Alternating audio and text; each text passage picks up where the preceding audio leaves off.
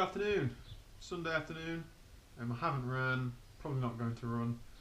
Absolutely red hot outside, and I just think Ironman UK is a week today.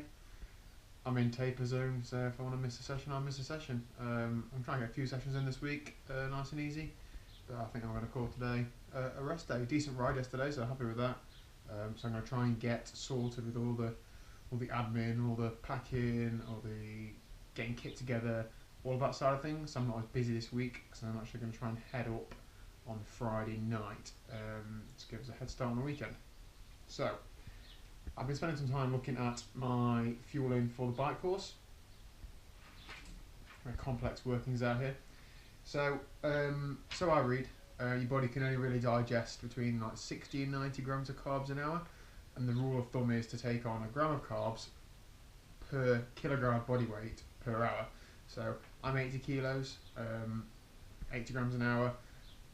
I think I'm going to be out roughly 5.5 hours on the Ironman UK course. I'd be happy to go a bit quicker, but I need to sort of plan accordingly for if it does take a little bit longer, so I don't run out of fuel.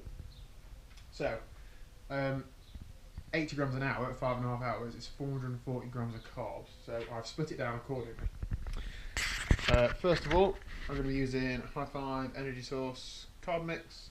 I use this a lot, so I think I was going to use it on race day as well. I'm going to take two 750ml bottles with me, just because it's that warm. Yesterday when I did 4.5 hours on the TT bike, I went through 3.5 litres of fluid, and I could have done a bit more really, so carrying 2 bottles is not the end of the world. I know there are feed stations on course, but I'm only really going to get isotonic fluid or water from there because that's all I've got, so I'm not really going to be able to take on any carbs from that. So I'm going to take 2 bottles, and in that 3 scoops of that in each, which is the amount you can sort of mix in per bottle. That means there'll be 73 grams of carbs in each. I've written those down, so it's a total of 146 grams. I also like dropping a couple of these in as well. I think it gives it a nice little taste. The zero tabs and electrolytes are better for hydrating you, so I drop a couple of those in as well. So in actual terms of solid food, I use Cliff quite a lot.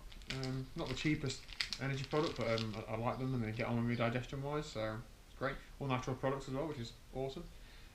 So I'm going to take 3 of those on a bite with me. That's a total of 129 grams. Shot blocks is even more expensive than the Cliff bars. Really like these, a bit like sweets. I'm going to take 3 packets of these, so that's 18 blocks on the route with me, so that's a total of 144 grams for those.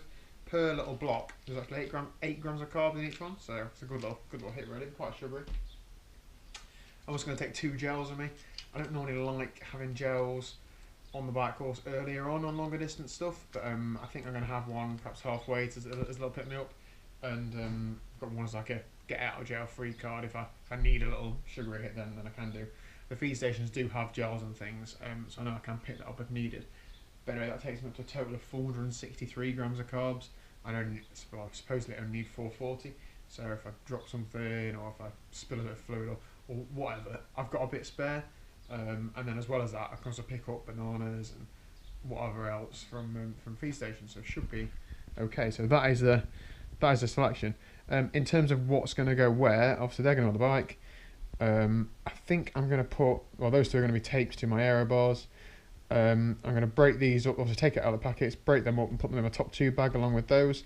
But I might not fit all those in, so I might have to put a couple of packets of these in my tri-suit. My tri-suit's got little pockets on each side, and you can slip in like a couple of gels each side, so I won't have any problems getting those in. So I think I might just cut the top off, put them in my tri-suit, and then just use them like that.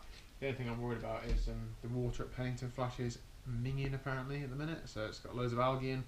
I don't want to let all that water get in there, then eat everything and then get ill from it. But I'll see how I deal with it space-wise, or I might just put this in my transition bag and stick it in my pocket in transition.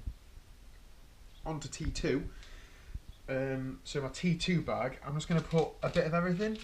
I'm hoping just to use the feed stations to get through the run part, but you never know what you need. I might get off the bike craving something, so I'm going to put a little selection of all that just in my T2 bag, just so it's in there.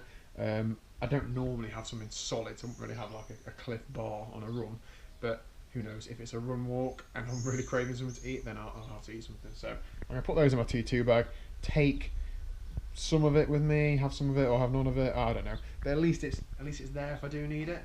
So that's the plan. Obviously in terms of the swim, there's not really nutrition because you're swimming the whole time. It is an Australian exit, so you get out halfway around, but I don't think there's time for, oh, let me just have a little gel or something. So it'll just be a case of getting the swim done, getting on the bike and getting all that inside me, and then running and perhaps taking some of that with me, and then hopefully running all the way around and finishing an Ironman on Sunday. Weather forecast still looking pretty warm, so it's looking like a tough day, but everybody's racing in the same conditions, so hopefully they're as ill prepared as I am. So yeah, see you soon.